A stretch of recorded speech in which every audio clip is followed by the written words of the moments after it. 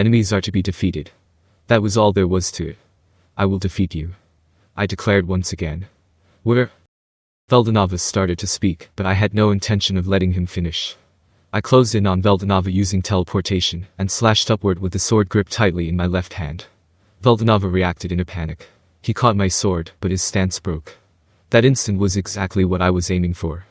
I drove my clenched right fist into Veldanava's defenseless face. Veldanava was blown away, crashing into the wall of the heavenly tower, and coming to a stop.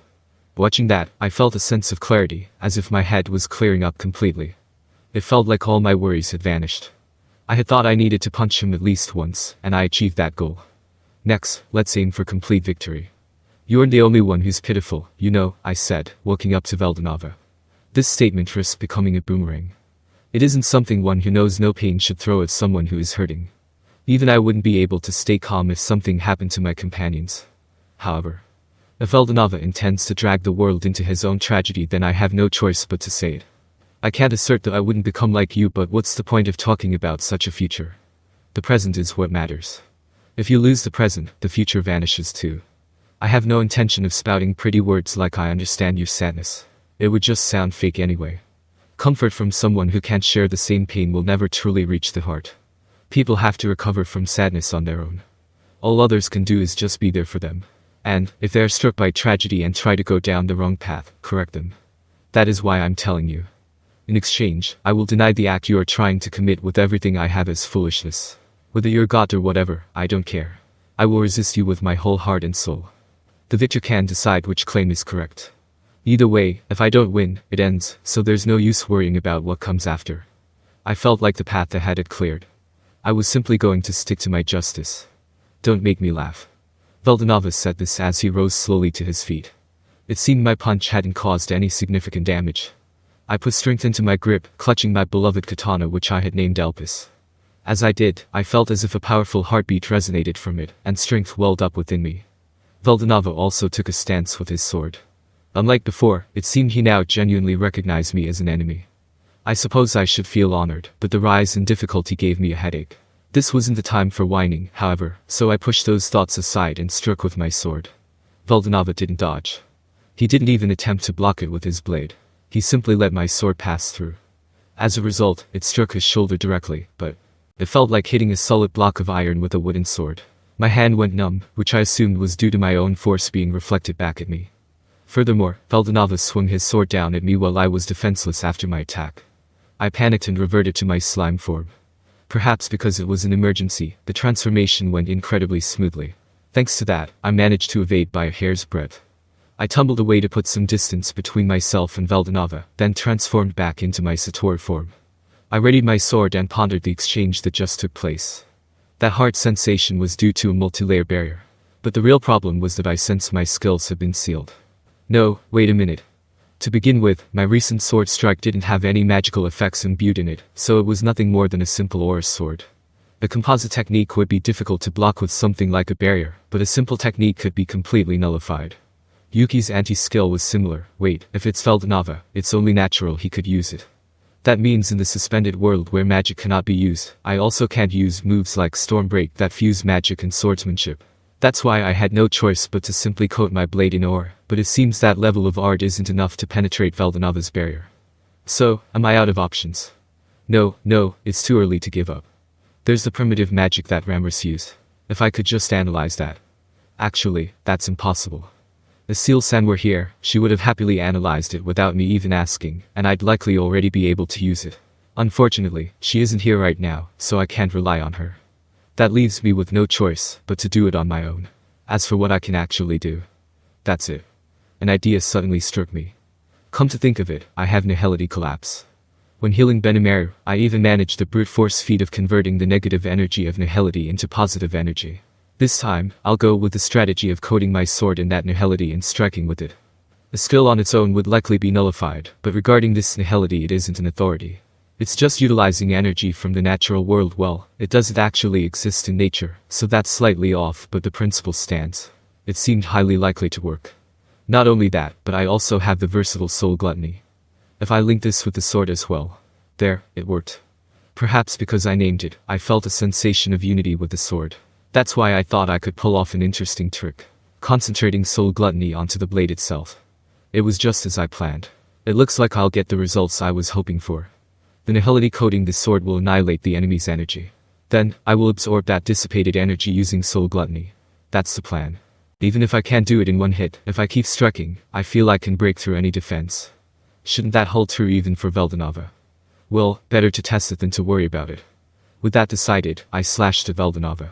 To my surprise, I sliced right through his barrier with ease. Even Veldanava seemed surprised by this. What did you just do? I was just as surprised, but I answered without breaking my composed demeanor so he wouldn't realize it. I cut you. A foolish question. I suppose there's no reason for you to answer your enemy seriously. I hadn't intended to tell him, but when he brushed it off so easily, my contrarian nature made me want to explain. It's a new technique. I'll call it Void Eating Collapse Sword or something like that. I had just tried it on a whim, but it was a massive success. Still, the power was incredible. This is just the basic form. It seems capable of further evolution. It looks like I can incorporate it into my secret arts, so I should be able to make good use of it in this battle against Veldanava. More importantly, I managed to break through Veldanava's multi-layer barrier and anti-skill.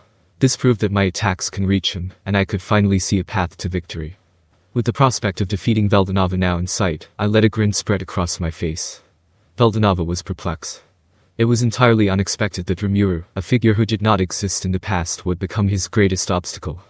He had determined Rimuru to be a maximum singularity, but it seemed he was an even more terrifying existence than that.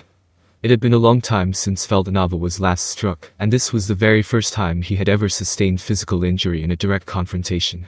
Even during his match with Guy, he recalled no particular struggle. To be cornered to this extent was absolutely inconceivable. Yet now, things were different. Things were not going according to Veldanava's plan, to the point where he actually harbored a sense of crisis regarding Rimuru. Even as they fought, Rimuru's strength was rapidly increasing. It appeared he was figuring out how to fight in the midst of actual combat. The more experience he gained, the more refined his techniques became.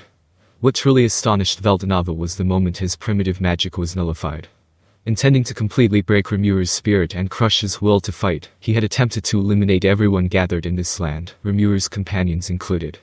To Veldanava, the only ones of value were those connected to himself. Long ago, he used to believe that all life was precious, but that had become an emotion he could no longer comprehend. Therefore, he had no hesitation in destroying even the heroes trying to protect this world. He intended to burn them all to ash without a shred of reserve or mercy. And yet, Rimuru had managed to defend against it. This fact signified that Rimuru possessed power on par with Veldanava. It wasn't that he had underestimated him from the start, but he had held absolute confidence that he would not lose. Now, however, even Veldanava found himself in a situation where victory was not guaranteed. However, this too was within the realm of assumption. One could even call it a happy miscalculation. This was because even Veldanava could not be certain whether his own actions were truly right. Maintaining a world is difficult. If you do not give people desire, there is no development. If you do not give people death, the world becomes filled with decadence and begins to walk the path toward ruin. The fates of superhumans who came to have too much time on their hands were all miserable. It was better to provide natural enemies and maintain a moderate sense of tension. However, that measure resulted in spreading unhappiness throughout the world. People die. Therefore, the fear of parting always clung to them. If one lives out their natural lifespan, they can be sent off with a smile, but such lucky ones are few. There were those who died with their dreams unfulfilled, and those whose lives were unreasonably stolen away. That said, if lifespans were not set, the world would stagnate. Ultimately, I decided to manage the world by constructing a system called reincarnation. Humans live aiming for a better world. By overcoming numerous misfortunes, they polish their souls and entrust them to the next generation. I bet on the will hidden in the human heart, the power to survive. Those who achieved liberation in this way would reach the promised land. However, unexpected misfortune threw everything into disarray. Veldanava's wife, Lucia, was supposed to be one of those people. Yet, she fell to a wicked blade and became one of the departed, causing Veldanava to harbor doubts about his own philosophy. Should the world be destroyed? Or should it be watched over as before? The answer was unknown. That is precisely why he made a wager. And the one who stood in Veldanava's way was Rimuru, who now stood before him. The offense and defense against Rimuru were intensifying. Rimuru had become an existence that even Veldanava could not predict. Even the combined defense of multi-layer barrier and anti-skill, capable of handling any attack, was sliced apart by Rimuru's sword. He had apparently named it the Void Collapse Sword, and it seemed this technique, too, was devised in the midst of his battle with Veldanava. That is, if one were to take his words at face value. But since there was no reason to doubt, it was likely the truth. Thus, Rimuru's abnormality was being proven. The fact that he was moving without a soul was strange enough in itself, but Rimuru was an irrational existence even from Veldanava's perspective. The only thing that comes to mind is a manas. Manas, a digital nature that has undergone a unique evolution. It is an existence where an ego sprouted within a collection of information particles. Its characteristic is that it possesses no soul of its own, and cannot maintain its existence unless it parasitizes and coexists with a host. However, its influence is immense. It is capable of interfering with information particles, and possesses tremendous computational abilities. By utilizing this, rewriting the laws governing phenomena becomes easy, and the efficiency of using numerous authorities is maximized. In other words, one becomes able to manipulate magic and skills at will. If he is an existence equivalent to such a manas, Rimuru's abnormal growth speed is not impossible to understand. If Veldanava were to hold back poorly and fail, it could very well lead to Rimuru getting even stronger. It would not be a wise policy to allow him any further room for growth, Veldanava decided. Veldanava thought further. Against Rimuru, who had obtained a blade capable of reaching him, what was the best move? Ideally, he would defeat him in a single blow, but the methods for that were few. Still, he had to do it. Whether he was right or wrong, the answer lay beyond the conclusion of this battle. If so, he ought to give it his all.